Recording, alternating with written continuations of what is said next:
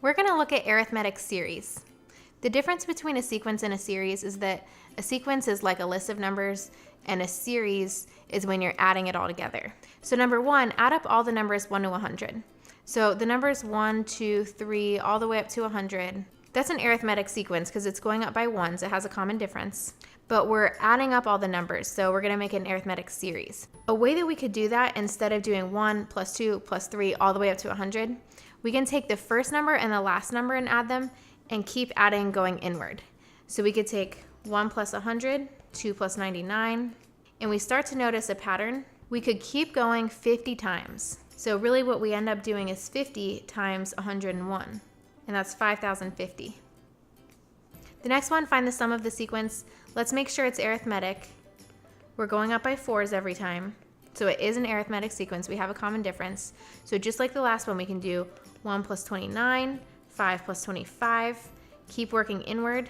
There's 1, 2, 3, 4, 5, 6, 7, 8 numbers.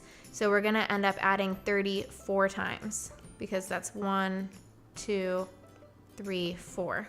And we get 120. So what we've been doing, we can generalize that into a formula. S sub n equals n over 2, where n is the last term's term number, or you can think of it as the total number of terms, times the first term value plus the last term value. So here, we did the first term plus the last term was 101. The first term plus the last term was 30. So we have the first term plus the last term, and we're multiplying it by however many terms there are divided by 2. There were 100 numbers, but we multiplied by 50. There were 8 numbers, but we multiplied by 4. So a problem like this, we're gonna wanna use the formula because we're not gonna be able to solve it the same way we have been. We wanna find the sum of the arithmetic sequence.